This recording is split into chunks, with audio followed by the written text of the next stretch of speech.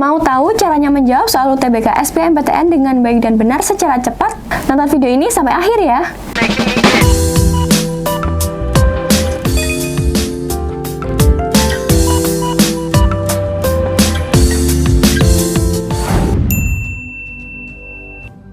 Hai KS Rangers, ketemu lagi sama saya di sini dan selamat datang di channel YouTube Kampung Soal, channel YouTube-nya para anak pelajar. Seperti biasa ya guys, sebelum kita mulai video hari ini, jangan lupa untuk subscribe dan nyalakan loncengnya dulu supaya KS Rangers di rumah nggak ketinggalan informasi-informasi terbaru dan terupdate seputar dunia perkuliahan dari Kampung Soal. Nah guys, kira-kira tinggal 1 minggu lagi atau tinggal minggu depan nih, kita bakal memasuki periode pendaftaran UTBK SBMPTN 2022. Dan jangan kalian lupain, pendaftarannya itu mulai tanggal 23 Maret sampai 15 April 2022. Kalian jangan lupa catat tanggalnya supaya kalian nggak ketinggalan pendaftaran UTBK SBMPTN. Seperti yang tahun lalu nih guys, UTBK di tahun ini akan dilaksanakan sebanyak 2 gelombang. Gelombang yang pertama akan dilaksanakan pada tanggal 17 Mei sampai 23 Mei 2022. Dan gelombang keduanya akan dilaksanakan 28 Mei sampai 3 Juni 2022. Seperti tahun kemarin juga guys, setiap harinya bakal ada 2 sesi, yaitu sesi pagi dan juga sesi siang. Walaupun ada 2 gelombang dan 2 sesi, tapi buat kalian, 1 orang atau 1 peserta itu cuma boleh mengikuti 1 aja ya guys. Jadi kalian itu akan dijadwalkan pada 1 sesi aja. Kalian nggak mungkin akan dijadwalkan pada 2 sesi ataupun 2 gelombang. Oke guys, kita langsung masuk ke inti video hari ini, yaitu tentang soal UTBK. Di tahun ini ada perbedaan materi dari UTBK yang tahun lalu karena ada tambahan tes bahasa Inggris di tahun ini. Karena tahun lalu nih cuma ada TKA sama TPS aja, belum ada tes bahasa Inggrisnya. Tapi kalau tahun ini ada 3, berarti TKA, TPS, dan tes bahasa Inggris. Tapi tes bahasa Inggrisnya ini nanti akan dimasukkan ke subtes TPS. Tapi guys, walaupun tes bahasa Inggrisnya ini nanti alokasi waktunya bersamaan dengan TPS, tapi nanti di skor sertifikat kalian tes bahasa Inggris ini akan disendirikan. Kita langsung bahas dulu untuk TKA, yaitu tes kemampuan akademik. Jadi TKA ini untuk mengukur kemampuan khusus di bidang saintek atau soshum. Jadi di TKA ini juga mengarah pada analisis dan pemahaman, dan juga tipe soalnya ini nanti akan tipe HOTS guys, atau Higher Order Thinking Skills. Di TKA saintek ada matematika, fisika, kimia, dan juga biologi. Kalau di TKA soshum ada ekonomi, geografi, sejarah, dan juga sosiologi. Kita lanjut ke TPS. TPS ini adalah tes potensi skolastik, yaitu tesnya ini akan mengukur kemampuan dasar atau menguji kemampuan kognitif dari peserta ujian atau dari kalian masing-masing guys. Materi TPS pada UTBK 2022 ini terdiri dari penalaran umum, pemahaman bacaan dan menulis, pengetahuan dan pemahaman umum, serta pengetahuan kuantitatif. Jadi berbeda dengan TKA tadi guys, kalau TPS ini nanti untuk saintek dan soshumnya itu sama. Jadi nggak ada perbedaan untuk saintek dan juga soshum. Kalian tetap akan mengerjakan jenis soal TPS yang sama. Aku mau bedah dulu untuk TPS-nya. Jadi untuk yang pertama di TPS itu ada penalaran umum. Nah, penalaran umum ini terdiri dari 2 teks bacaan, 14 soal tentang teksnya, dan 6 soal tentang penalaran kuantitatif. Untuk alokasi waktunya sendiri, untuk TPS penalaran umum ini durasi waktunya sekitar 35 menit. Untuk soal TPS penalaran umum, kalian bisa lihat soal di samping ini. Yang kedua di TPS ada pemahaman bacaan dan menulis. Jadi untuk TPS pemahaman bacaan dan menulis terdiri dari 3 teks bacaan dan 20 soal seputar teksnya. Alokasi waktu pengerjaan pemahaman bacaan dan menulis kurang lebih sekitar 25 menit. Untuk contoh soalnya kalian bisa lihat di sini. Yang ketiga di TPS, ada TPS pengetahuan pemahaman umum, nanti terdiri dari 3 teks bacaan berbahasa Indonesia yang diikuti dengan 12 soal dan 2 teks bacaan berbahasa Inggris yang diikuti dengan 8 soal. Untuk alokasi waktu pengerjaannya sendiri, pemahaman bacaan dan menulis selama 25 menit. Untuk contoh soalnya kalian bisa lihat di sini juga.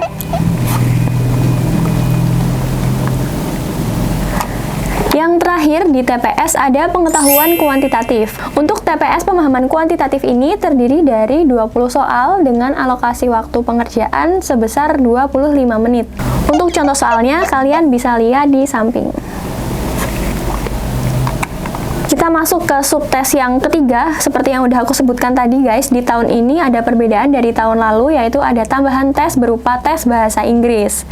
Nah, di tes bahasa Inggris nanti kira-kira terdiri dari ada grammar, mencari informasi dalam bacaan, menyimpulkan sebuah bacaan, mencari persamaan, menyusun kalimat, dan lain-lain. Kalau untuk durasi pengerjaan secara totalnya guys, untuk Saintek dan Sosum, maksudnya kalau kalian cuma milih rumpun Saintek atau Sosum aja, ini alokasi waktu pengerjaannya total 195 menit. Tapi kalau kalian mengambil ujian campuran atau campuran Saintek serta Sosum, kalian mendapatkan alokasi waktu sebesar 295 menit.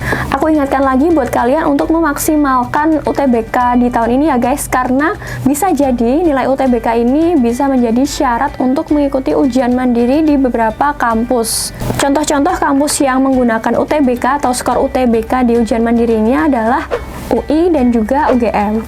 Jadi kalau kalian mau kuliah di UI dan juga UGM, kalian harus memaksimalkan nilai UTBK kalian dan siapa tahu berguna juga nanti di ujian mandirinya. Kalau tadi kita udah membahas tentang materi yang akan diujikan, sekarang kita beralih membahas tentang model soal pada UTBK di tahun ini guys. Secara garis besar sih ada 3 model soal.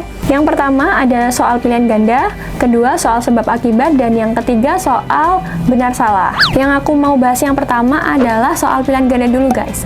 Pasti kalian udah nggak asing ya sama model soal yang satu ini. Model soal pilihan ganda ini termasuk soal yang mudah guys, karena jawaban benar sudah pasti hanya satu dari kelima pilihan jawaban yang disajikan. Cara termudah untuk mengerjakan model soal pilihan ganda ini adalah dengan mengeliminasi pilihan jawaban-jawaban yang kira-kira salah hingga menyisakan satu opsi yang paling relevan dengan soal atau pertanyaan yang ada. Tapi perlu diingat juga guys, cara ini nggak berlaku untuk soal hitungan atau soal yang ada angkanya gitu ya. Karena kalau soal angka, kalian harus menghitung secara cermat sesuai dengan rumus perhitungan yang seharusnya digunakan. Untuk tips pengerjaannya sendiri, kalian bisa mengerjakan soal pilihan ganda dari materi atau mata pelajaran yang kamu sukai atau yang kamu kuasai gitu guys. Setelah itu, kamu bisa mengerjakan soal yang berbentuk teks atau yang mengandalkan logika.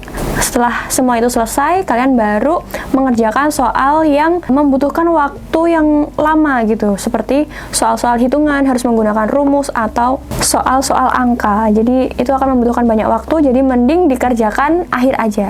Yang kedua, model soal yang kedua adalah model soal sebab akibat. Model soal ini berisi satu pernyataan dan satu alasan. Kemudian teman-teman KS Rangers dituntut untuk memahami pertanyaan dan alasan yang disampaikan. Apakah nantinya ini benar atau salah?